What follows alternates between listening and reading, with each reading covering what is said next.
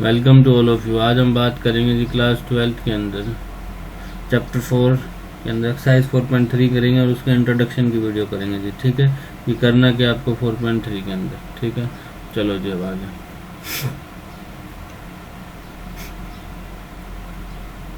इसके अंदर करना है जी आपको एरिया ऑफ ट्रायंगल। क्या करना है जी? Area of triangle. ठीक है, एरिया ऑफ ट्रायंगल आपने 10th क्लास में भी अच्छे से पढ़ा होगा जी। ठीक है, एरिया ऑफ ट्रायंगल के बारे में सबसे पहले देखो, ट्रायंगल होती है आपके पास ये। ठीक है, ये होती है जी आपके पास ट्रायंगल। ये मान लो आपके पास कोई भी ट्रायंगल है।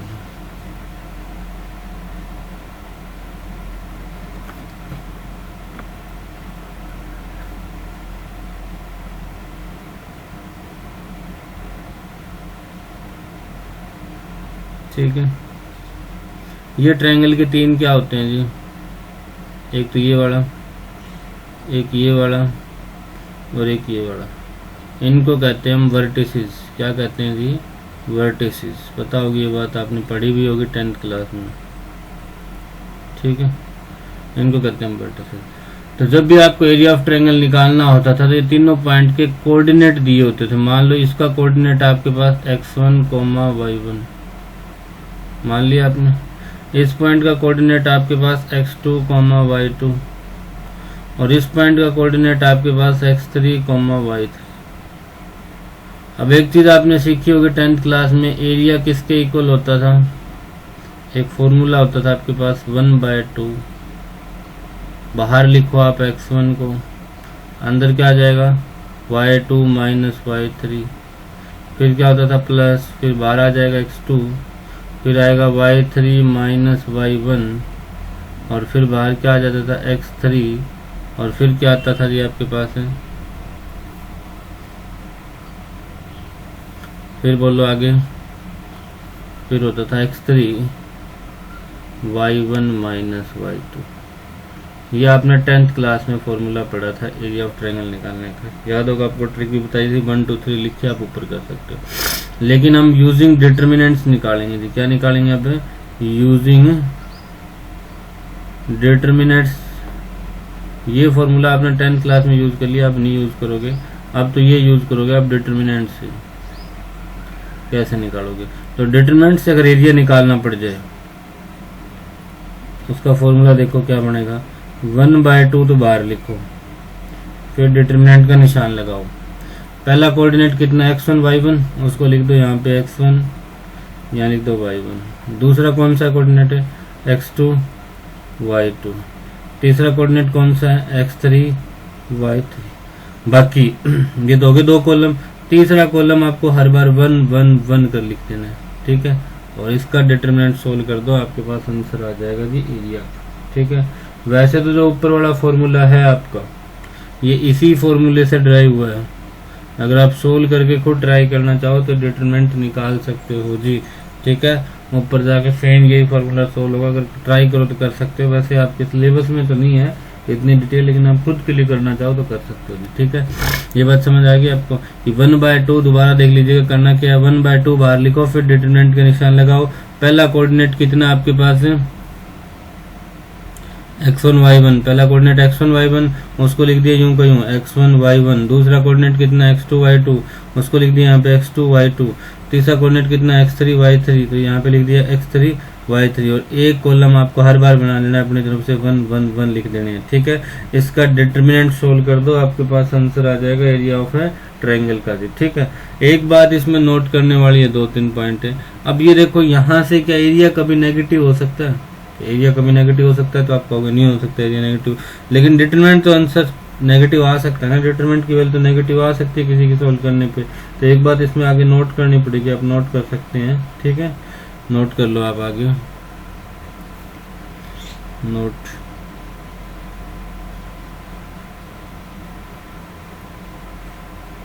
ठीक है, नोट क्या करना है आपको? लिखोगे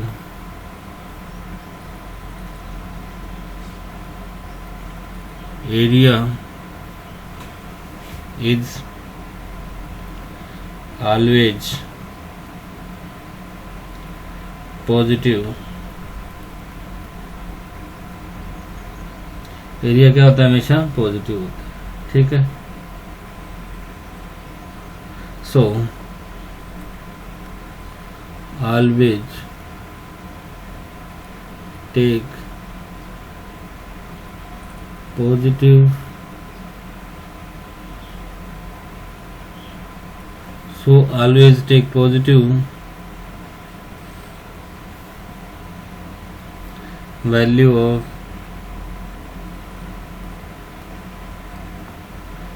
determinants।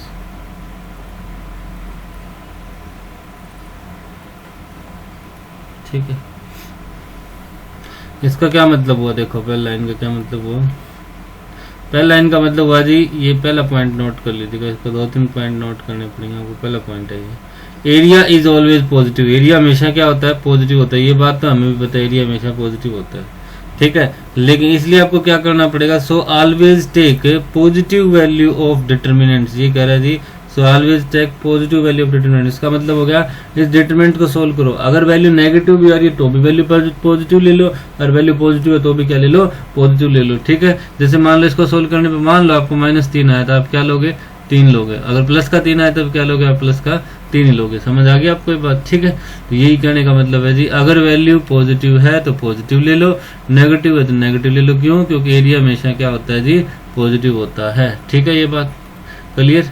तो area is always positive, so always take positive value of determinants. अब दूसरा पॉइंट आगे नोट करो जी, आगे दूसरा पॉइंट नोट करो। दूसरा पॉइंट क्या कह रहा है, इफ एरिया इज गिवन, आपको पहले से एरिया गिवन है। If area is given, area क्या कर रखा आपको पहले से ही गिवन है। Use both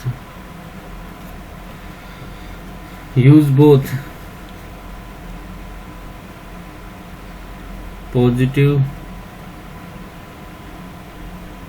and negative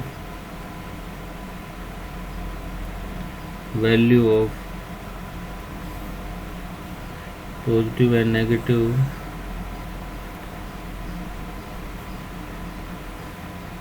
value of determinants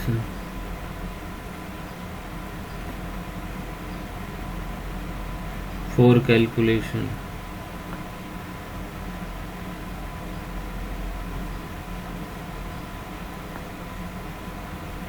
इसका मतलब देखिएगा जी क्या कह रहा है, इफ एरिया इज गिवन, आपको एरिया पहले से ही गिवन है। इसका क्या मतलब हुआ जी, इफ एरिया इज गिवन यानी आपको पहले से दे रखा है, एरिया पहले से निकाल के दे रखा है, उसने दे दिया एरिया इतना है। आपको मान लो कोई और वैल्यू निकालनी है, तो अगर एरिया पहले से ही गिवन है तो आप क्या करोगे जी, use both positive and negative value of determinants. आप क्या करोगे, दोनों की दोनों वैल्यू यूज करोगे, पॉजिटिव वैल्यू भी यूज करोगे, नेगेटिव वैल्यू भी यूज करोगे डिटरमिनेंट्स की। फॉर किसके लिए जी, कैलकुलेशन के लिए, फॉर कैलकुलेशन। एग्जाम्पल देखो, ये कुछ नहीं है, ये बात वही होगी। देखो आपके पास मान लो x² बराबर 4 है, आप क्या करते थे, x की वैल्यू कितनी बताते थे, +-2 बताते थे, याद होगा आपको, क्योंकि x की वैल्यू प्लस भी 2 हो सकती थी, माइनस की भी 2 हो सकती थी। इसीलिए सेम यहाँ पर है, मान लो आपके पास एरिया सोल्व करके दे दिया 5 यूनिट, 5 स्क्वायर यूनिट एरिया दे दिया आपके पास, कि 5 स्क्वायर यूनिट है। यूनिट कुछ भी हो सकती है, मीटर में लिए तो मीटर में हो जाएगा, सेंटीमीटर में सेंटीमीटर में हो जाएगा। ठीक है, अब आपको ये तो नहीं पता, आपने जब डिटरमिनेंट निकाल ले तो हो सकता है उसकी वैल्यू +5 आई हो सकता है उसकी वैल्यू क्या आई हो, -5। हमें तो कन्फर्म तो नहीं होता, हमने तो ली वैल्यू पॉजिटिव है। तो जब आपके पास एरिया पहले से ही दे रखा होगा तो डिटरमिनेंट क्या मानोगे आप, पॉजिटिव भी मानोगे और नेगेटिव भी मानोगे। समझ आ गई आपको ये बात है। तो एरिया अगर गिवन है तो आप कैलकुलेशन के लिए एरिया डिटरमिनेंट की वैल्यू क्या मानोगे, पॉजिटिव भी और नेगेटिव भी। तो अगला पॉइंट क्या करे, अगर आपको एरिया ही निकालना है तो आप डिटरमिनेंट की वैल्यू हमेशा क्या लोगे, पॉजिटिव लोगे। समझ आ गया आपको ये बात। दूसरा पॉइंट नोट हो गया जी आपका। अब तीसरा पॉइंट देखो, बड़ा इंपॉर्टेंट पॉइंट है, इस पर इंपॉर्टेंट डाल लीजिएगा। थर्ड पॉइंट इंपॉर्टेंट, ये आपने पहले भी पढ़ी होगी बात 10th क्लास में। The area of triangle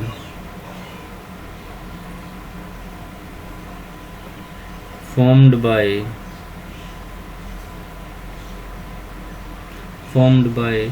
3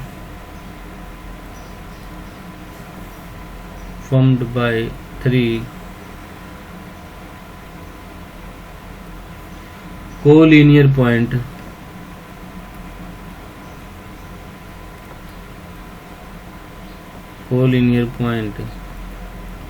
is 0। ठीक है, पहले इसका मतलब समझिएगा जी क्या करें। The area of triangle formed by 3 collinear point, 3 collinear point हो उनके द्वारा जो एरिया बनेगा उसका आंसर कितना आता है? 0 आता है जी। ये बात आपको 10th क्लास में बताई थी। कोलिनियर पॉइंट क्या होता है? जब तीनों पॉइंट एक ही लाइन पे हो, जब तीनों पॉइंट क्या हो जी? एक ही लाइन पे हो। मान लीजिए एक लाइन है मेरे पास की, ठीक है, इसी लाइन के ऊपर मान लो तीनों पॉइंट हैं आपके। एक पॉइंट मान लो यहां पर है, एक पॉइंट ये रहा, एक पॉइंट ये रहा, ठीक है, और एक पॉइंट ये रहा। मान लो तीनों पॉइंट एक ही लाइन पे। इसका नाम रख दिया आपने ए, इसका नाम रख दिया बी, इसका नाम रख दिया सी। जब ये तीनों एक ही पॉइंट पे, तो क्या ट्रायंगल बनेगी? कभी कभी नहीं बन सकती। ट्रायंगल तभी बन सकती है जब 2 पॉइंट एक लाइन पे हो, तीसरा पॉइंट अलग हो, या फिर बन सकती है तीनों पॉइंट ही अलग अलग लाइन पर हो, ठीक है, तब बन सकती है। समझ आ गया आपको बात? तो ट्रायंगल कभी नहीं बन सकती जब तीनों पॉइंट एक लाइन पे। जब ट्रायंगल ही नहीं बन सकती तो एरिया ऑफ ट्रायंगल कितना रहेगा जी? एरिया किसके इक्वल आ जाएगा? 0 के इक्वल आ जाएगा। समझ आ गया आपके बात? तो तीसरा पॉइंट इंपॉर्टेंट है। अगर एरिया ऑफ ट्रायंगल 3 पॉइंट के द्वारा कोलिनियर पॉइंट दे रखे है तो कितना होता है जी? 0 होता है। समझ आ गई होगी ये बात आपको? ठीक है, क्लियर यहाँ तक? ठीक है, तो ये मेन इंपॉर्टेंट पॉइंट थे। अगर आप फिर रिवाइज करना चाहो तो मैं आपको रिवाइज करवा देता हूँ जी एक बार, ठीक है। देखो क्या क्या आपने किया अब तक। कल एरिया ऑफ ट्रायंगल के बारे में पढ़ रहे थे, ठीक है। ये ट्रायंगल मान लिया आपके पास, ट्रायंगल के पास 3 वर्टिसेस होंगे, x1 y1 x2 y2 x3 y3, ठीक है। एरिया निकालने का फॉर्मूला आपने 10th क्लास में ये पढ़ा था, ठीक है। लेकिन डिटरमिनेंट से निकालना है, अभी आपको 10th वाले फॉर्मूले से नहीं निकालना है। उसके लिए क्या करो, x1 y1 लिखो, x2 y2 लिखो, x3 y3 लिखो, 1 1 1 लिख के इसका डिटरमिनेंट आगे 1/2 कर दो। ये आगे 1/2 होगा, ये ध्यान रखनी है आपको ये बात, ठीक है। आगे एरिया, पहला पॉइंट नोट करना है इसमें, area is always positive. Area हमेशा क्या होता है? Positive. So always take positive value of determinant. जब भी आप एरिया निकाल रहे हो, डिटरमिनेंट सोल्व करो, नेगेटिव वैल्यू है तो हमेशा क्या लोगे? पॉजिटिव। पॉजिटिव है तो क्या लोगे आप? पॉजिटिव लोगे, यानी कि एरिया 0 होता है। अगर एरिया गिवन है आपको, पहले से एरिया गिवन है, तो यूज करोगे आप both positive and negative value of determinants for calculation. Calculation के लिए आप दोनों वैल्यू यूज करोगे। तीसरा पॉइंट इंपॉर्टेंट बताया मैंने आपको, the area of triangle formed by 3 collinear point is 0। 3 collinear point उनके द्वारा हमेशा जो एरिया बनेगा वो क्या होता है जी? 0 होता है। यहाँ तक कोई डाउट नहीं होगा आपको, ठीक है। ये था जी आपके पास बेसिक इंट्रोडक्शन एरिया के बारे में। अब एक हम एग्जाम्पल करेंगे जिससे और क्लियर हो जाएगा, ठीक है। आगे एग्जाम्पल देखो, find the area of triangle whose vertices are. आपको एरिया ऑफ ट्रायंगल निकालना है जिसके वर्टिसेस आपको दे रखे हैं जी, ठीक है। तो देखो जी, मान लो आपके पास ये ट्रायंगल दे रखी है पहले से,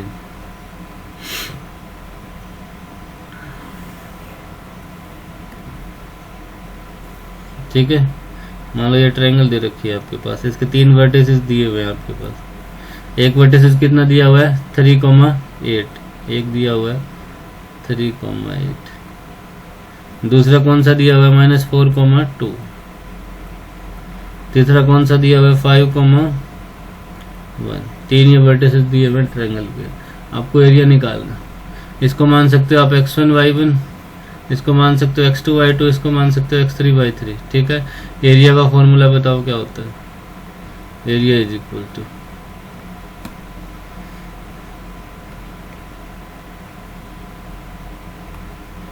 क्या फॉर्मूला होता है? 1/2। तो यहाँ लिखा जाएगा, पहला तो बताओ, x1 y1 लिखोगे सबसे पहले तो 3, यहाँ आ जाएगा 8। x2 y2 लिखोगे तो -4, यहाँ आ जाएगा 2। x3 y3 लिखोगे 5 1। और तीसरा आपको क्या लेना है अपनी तरफ से? 1 1 1। देखो दो तरीके, एक तो यहाँ से सीधा सोल्व कर दो आप तो भी आंसर आ जाएगा, ठीक है। लेकिन मुझे एक चीज और पता है जी, जब भी अगर तीनों 1 1 बने और डिटरमिनेंट सोल्व करना हो तो मैं ऑपरेशन लगाना पसंद करूंगा जी। उन दो को क्या बनाऊंगा, जीरो बनाने की कोशिश करेंगे जी, ठीक है। तो यानी मैं ऑपरेशन लगाऊंगा क्योंकि वैल्यू तो सेम रहती, चेंज होती नहीं ऑपरेशन लगाने से। ऑपरेशन क्या लगाया मैंने, R2 पे ऑपरेशन लगाया, R2 माइनस R1, और R3 पे ऑपरेशन लगाया जी, R3 माइनस R1। आंसर बताओ कितना रहेगा, 1/2 तो बाहर रहेगा। R1 में तो कोई चेंज किया ही नहीं आपने, 3 8 1। R2 माइनस R1 तो माइनस का 4, फिर माइनस 3 करोगे, देखो माइनस का 4 है, इसमें से माइनस 3 करोगे यहाँ पे तो कितना हो जाएगा, माइनस का 7। 2 माइनस 8 करोगे तो कितना हो जाएगा, माइनस का 6। 1 माइनस 1 कितना हो जाएगा, 0, ठीक है। अगला देखो 5 माइनस क्या करोगे आप, 3, तो कितना होगा 5 माइनस 3, आपके पास 2 हो जाएगा। 1 माइनस 8 करो तो माइनस क्या बचेगा, 7, और अगला क्या बच जाएगा, 0। यहाँ तक कोई डाउट जी आपको, ठीक है, क्लियर। अब देखो आगे क्या करोगे आप, आगे बताओ जी क्या करोगे, एक्सपेंड करोगे आप आगे, किसके लॉन्ग एक्सपेंड करोगे आप, कॉलम 1 के लॉन्ग एक्सपेंड करोगे, क्योंकि कॉलम 1 में 2 जीरो है जिसमें मैक्सिमम नंबर ऑफ जीरो, उससे एक्सपेंड करते हैं। तो आगे लिखोगे आप एक्सपेंडिंग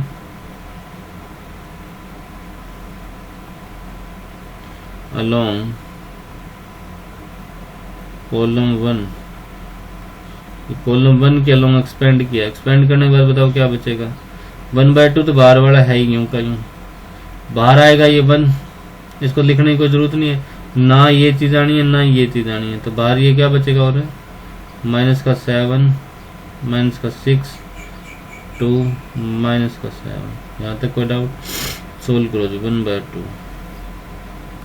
आगे क्या होगा जी बताओ, जब ऐसे मल्टीप्लाई करते हो आप तो क्या होगा, माइनस का 7 कितना आएगा जी, 49 प्लस का हो जाएगा। ऐसे मल्टीप्लाई करोगे तो माइनस का 12 होगा, 6 × 2, लेकिन माइनस में अपनी तरफ से लगा रहे हैं, प्लस का 12 हो जाएगा जी। आगे बताओ 1/2 बाहर, सोल्व करो जी, 9 और 2 कितना हो जाएगा, 11, एक कैरी चलेगी, 4 और 1 5, और 1 कितना हो जाएगा जी, 6। आंसर कितना आ जाएगा, 61/2 स्क्वायर यूनिट। स्क्वायर यूनिट क्यों लिखाना है आपको समझ आ गई होगी ये बात, ठीक है। तो ये था जी आपका क्वेश्चन नंबर, तो एग्जाम्पल नंबर 17, ठीक है। अगर आप रिवाइज करना चाहो तो रिवाइज भी कर सकते हो जी, इसको क्वेश्चन को रिवाइज कर लो आप।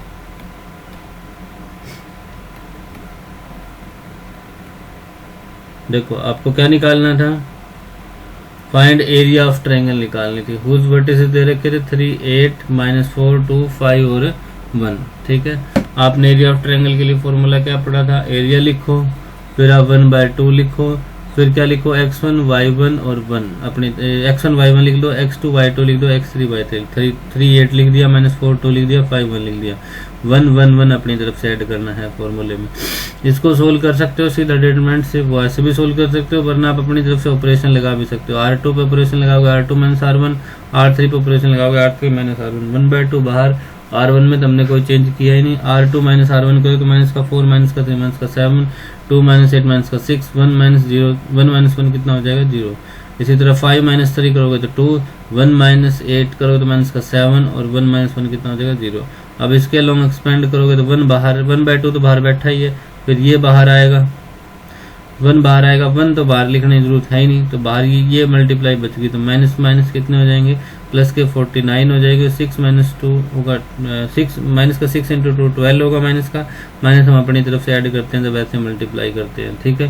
दोनों प्लस हो जाएंगे, प्लस करोगे तो कितना हो जाएगा आपके पास 61, और आगे बाहर बैठा 1/2, तो 61/2 स्क्वायर यूनिट आंसर आ जाएगा जी आपके पास। यहाँ तक कोई डाउट, ठीक है। ये था जी आपका एग्जाम्पल नंबर 17 NCERT का, ठीक है। अब चलते हैं जी नेक्स्ट टाइम। नेक्स्ट देखिएगा जी, find the equation of a line. आपको इक्वेशन ऑफ ए लाइन निकालनी है, 18th एग्जाम्पल है जी। Equation of a line joining, 2 point दे रखे हैं आपके पास, आपको इक्वेशन ऑफ ए लाइन निकालनी है। तो देखो मैं आपको बताता हूँ, ये मेरे पास एक लाइन दे रखी है, ठीक है, क्लियर। यहाँ से मान लो इस पे पॉइंट दे रखा है मेरे को, एक पॉइंट ये दे रखा है, 2 पॉइंट दे रखे हैं, तीसरा पॉइंट मैंने अपनी तरफ से मान लिया 3 पॉइंट है। ठीक है, आपको क्या निकालनी है, इक्वेशन ऑफ ए लाइन निकालनी है। ज्वाइन कर रही है 2 पॉइंट को, ए पॉइंट क्या है, ये मैंने मान लिया ए पॉइंट है, ये मैंने मान लिया बी पॉइंट है। इस ए पॉइंट के कोऑर्डिनेट बताओ क्या दे रखा है, 1, ए पॉइंट के कोऑर्डिनेट कितने दे रखे हैं जी, 1,3। इस बी पॉइंट के कोऑर्डिनेट कितने दे रखे हैं, 0,0।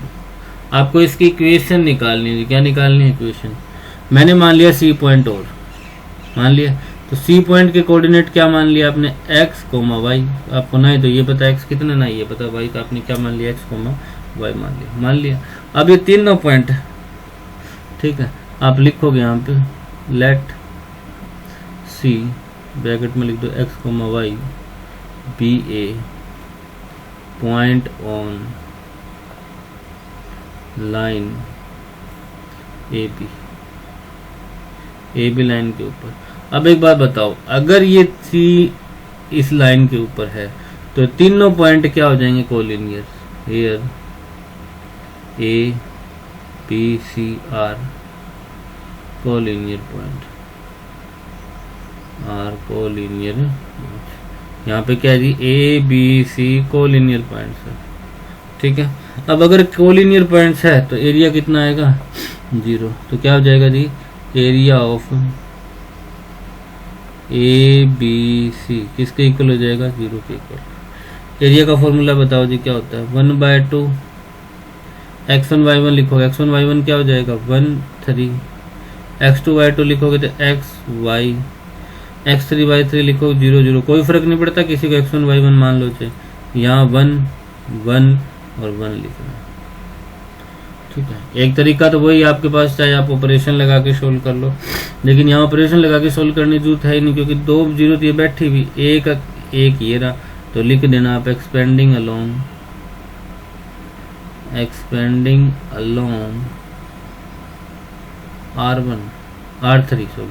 R3 के अलोंग एक्सपेंड करना है, इसके अलोंग एक्सपेंड करना है, R3 के अलोंग एक्सपेंड करना है। ठीक है, क्लियर। देखो R3 के अलोंग एक्सपेंड करोगे तो ये वैल्यू तो होती है आपकी पॉजिटिव, ये क्या हो जाती थी, नेगेटिव। याद होगा, ये पॉजिटिव, ये क्या होती थी आपके पास है, नेगेटिव। ये भी होती थी नेगेटिव, ये पॉजिटिव होती थी, ये नेगेटिव, ये पॉजिटिव होती थी। एक्सपेंडिंग अलोंग, तो ये 1 बाहर आएगा, ये चीज तो आनी नहीं बाहर। पहले कौन बैठा, 1/2, और क्या बचेगा आपके पास, 1/3xy, यही बचेगा। और इज इक्वल टू किसके बराबर है जी, इक्वल टू 0 के बराबर लिखोगे ना, इक्वल टू 0 के बराबर, आगे सर। ठीक है, ये 1/2 डिवाइड में इसको इधर ले जाओगे तो मल्टीप्लाई में चला जाएगा, तो 0 के अगर मल्टीप्लाई में जाएगा अभी तो बनेगा कितना, 0 ही बनेगा। कितना बनेगा जी, 0 ही बनेगा। अब ऐसे मल्टीप्लाई करो, y इंटू 1 कितना हो जाएगा, y, और ऐसे मल्टीप्लाई करते हो 3 इंटू एक्स, 3x होगा, लेकिन निशान किसका लगाना पड़ेगा, माइनस का, तो y माइनस 3x। ये 2 डिवाइड में था, इधर 0 के मल्टीप्लाई में लेके तो 0 ही बनेगा कि नहीं बनेगा, तो y इज इक्वल टू कितना हो जाएगा, 3x। y is equal to कितना हो जाएगा, 3x। ये इक्वेशन ऑफ लाइन बन जाएगी, y is equal to 3x वो लाइन हो जाएगी। समझ आ गया आपको बात। तो आपको इक्वेशन ऑफ लाइन निकालनी थी पहले पार्ट। ए बी 2 पॉइंट दे रखे थे, ए बी 2 पॉइंट मान लिए मैंने। ठीक है, तीसरा पॉइंट मैंने सी माना जो इसी लाइन के ऊपर है जी। ठीक है, ए बी सी को क्या मान लिया, कोलिनियर है ये तो बात।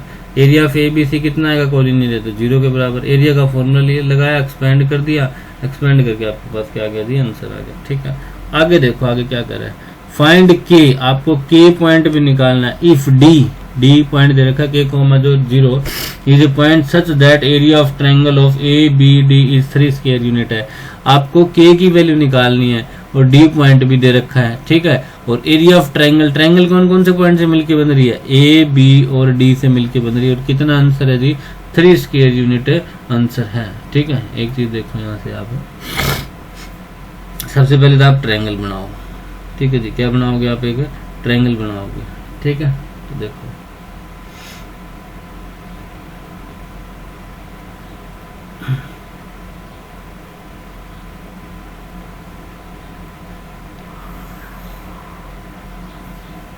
मान लो आपके पास ये ट्रायंगल है, ये नहीं, चल दूसरी ट्रायंगल ले लो, ये ट्रायंगल दे रखी है जी, ठीक है। अब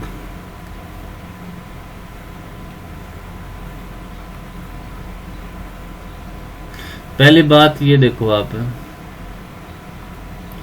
find the equation of a line, ये तो हो गया आपका यहाँ तक। तो आगे देखो, फाइंड के की वैल्यू निकालो, डी पॉइंट दे रखा है, सच दैट एक पॉइंट दे रखा है, एरिया ऑफ ट्रायंगल, ट्रायंगल किन पॉइंटों से मिलके बन रही है जी, पहले तो ये नोट करो, ए बी और डी पॉइंट से मिलके बन रही है, ठीक है। ये बात ए बी और डी पॉइंट से मिलके बन रही है, ठीक है। तो ट्रायंगल आपने ये बनाई, इसके पॉइंट के नाम रखो, इसका नाम रख लिया मान लिया मैंने ए, इसका नाम रख लिया मैंने बी, इसका नाम रख लिया मैंने डी, रख लिया।